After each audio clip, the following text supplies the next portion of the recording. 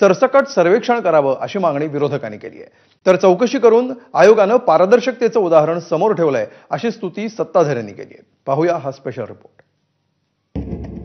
देशपातळीवर लोकसभेचे विरोधी पक्षनेते राहुल गांधी यांनी मतदार याद्यांमध्ये घोळ झाल्याचा आणि वोट चोरी झाल्याचा आरोप करत निवडणूक आयोगाविरोधात आरोपांची राळ उठवली। तर राज्यात महाविकास आघाडीचे नेते आणि राज ठाकरेंनी तोच धागा पकडून निवडणूक आयोगाला घेरला। या 2022च्या याद्या ज्याच्यामध्ये फोटो आहे, नाव आहे, सगळं आहे। या आता जिल्हा परिषदेच्या 2025च्या याद्या आल्या त्याच्यामध्ये फोटो काढून टाकले। ही निवडणूक आयोगाची करप्ट प्रॅक्टिस आहे। आता निवडणूक आयोगाला आणि निवडणूक आयुक्तांना काय शिक्षा करायची जर त्यांनी सुधारणा केली नाही तर? एक तर तुमच्या याद्या डिजिटल नाही, तुम्ही या याद्या डिजिटल का नाही करत? डिजिटल याद्या केल्या की सगळ्यांना सोयीचं होईल आणि तुम्हालाही सोयीचं काम करायला। या आरोपांच्या फैरीनंतर निवडणूक आयोग काय करणार याकडे सर्वांचं लक्ष होतं। निवडणूक आयोगानं विरोधकांच्या आरोपांची सखोल चौकशी करण्याचे आदेश दिल्याची एक्सक्लुसिव्ह माहिती एबीपी माझाला मिळाली आहे। विरोधकांनी आरोप केलेल्या मतदारसंघातल्या याद्यांची चौकशी केली जाणार आहे। त्यासाठी राज्याचे मुख्य निवडणूक अधिकारी चोक्कलिंगम यांनी जिल्हाधिकाऱ्यांना चौकशीचे आदेश दिले। जिल्हाधिकाऱ्यांकडून हा अहवाल आल्यानंतर त्याची प्रत आरोप केलेल्या नेत्यांना दिली जाणार आहे। मात्र 1 जुलै 2025च्या यादीमध्ये काही बदल होणार की तीच यादी कायम राहणार असा प्रश्न काँग्रेसनं उपस्थित केला। जी आमची मागणी होती त्या मागणीच्या अनुरूप आहे का वरना दिखाव्यासाठी हे सगळे पावलं उचलली जातात।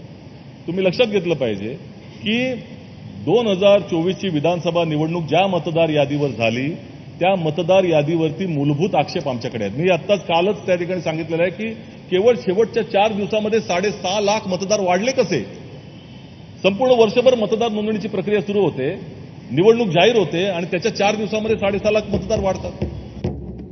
तर आरोप केलेत, पुरावे दिलेत, तेवढीच चौकशी करू नका, तर महाराष्ट्रातील सर्व मतदार याद्यांची सरसकट तपासणी आणि सर्वेक्षण करा अशी मागणी मनसेने केली आहे। आम्ही जी तक्रार केली तेवढंच करून नाही होणार ना। हे आमचं म्हणणं आहे, तुम्ही वेळ द्या आम्हाला। तुम्ही बीएलओची अजून तुम्हाला माहिती आहे का, बूथ लेवल ऑफिसर जे निवडणूक आयोगाने नेमायला पाहिजे त्याची अजून नेमणूक झालेली नाही आहे, ची नेमणूक करा। तर तुम्हाला मतदार यादीमध्ये कोण डुबार आहे, कोण एका घरावर 10, 20, 25 लोकांचं रजिस्ट्रेशन झालंय, या सगळ्या गोष्टी त्याच्या होईल। तर आम्ही त्यांना सांगितलेलं समरी सर्वेक्षण याचं तुम्ही करा। विरोधकांनी आरोप केल्यानंतर चौकशी दरम्यान आतापर्यंत काय समोर आलंय ते पाहूया। आरोप आहे नागपूरमध्ये एकाच घरात 200 मतदार। झोपडपट्टीमध्ये इतर झोपड्यांवर घर क्रमांक लिहिला नसल्यामुळे एकाच घराचा उल्लेख असल्याचा दावा करण्यात आलाय। आरोप आहे जयश्री मेहता या महिलेचं दहिसर आणि चारकोप अशा 4 ठिकाणी मतदार यादीत नाव असल्याचा। तर यावर दावा करण्यात आलाय 27 डिसेंबर 2024 आणि 24 एप्रिल 2025 या दिवशी 3 ठिकाणची नावं अधिकाऱ्यांनी वगळली। आरोप आहे मोहन नंदा बिलवा या महिलेचं भांडूपमध्ये 2 तर विक्रोळीमध्ये 1 असं 3 ठिकाणी नाव असल्याचा। तर यावर दावा असा केला गेलाय की भांडूपमधील एका मतदार यादीतील नाव 15 एप्रिल 2025ला तर विक्रोळीतील 9 एप्रिल 2025ला काढून टाकलं। हा सगळा फ्रॉड झालेला आहे। इलेक्शन कमिशननी मतदार याद्यांमध्ये जो काही घोटाळा करून ठेवला आहे, जो गोंधळ घातलाय, असे अचानक कसे काय मतदार वाढले हो? विधानसभेच्या नंतर 50 लाखांनी मतदार वाढतात अशी कसे शक्य आहे 4 महिन्यात? मतदान तुमचं 5 वाजेपर्यंत 1% असतं आणि त्याच्यानंतर 15% वाढतं। मतदार यादीमधून डिलीट केलेली नावं उशिरा वगळली जातात, त्यामुळे काही दिवस ही नावं तशीच ऑनलाईन पाहायला मिळत आहेत। मात्र एकाच मतदारसंघामध्ये एका मतदाराची 2दा नावं कशी याची चौकशी जी आहे ते निवडणूक अधिकारी करणार आहेत। त्यामुळे यात जे दोषी असतील त्यांच्यावरती कारवाई करणार असल्याचं निवडणूक आयोगाच्या सूत्रांनी माहिती दिलेली पाहायला मिळते।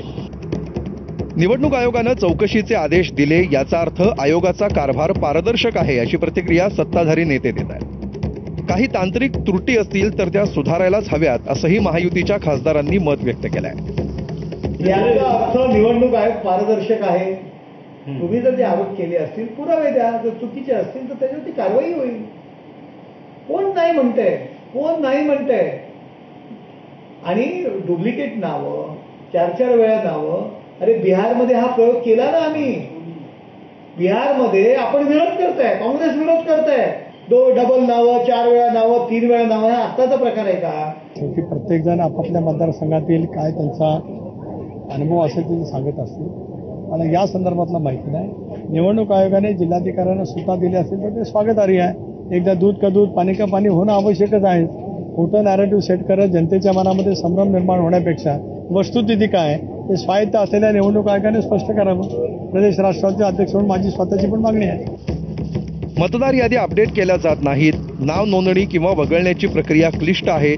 तिथं सुधारणेला भरपूर वाव आहे हे कोणीही नाकारणार नाही. विरोधी पक्षाच्या आरोपांनंतर आता निवडणूक आयोगानं चौकशीचे आदेश दिले आहेत हेही नसे थोडके. अहवाल मिळाल्यावर आरोप करणाऱ्या नेत्यांना तो दिला जाणार आहे. आता त्या अहवाल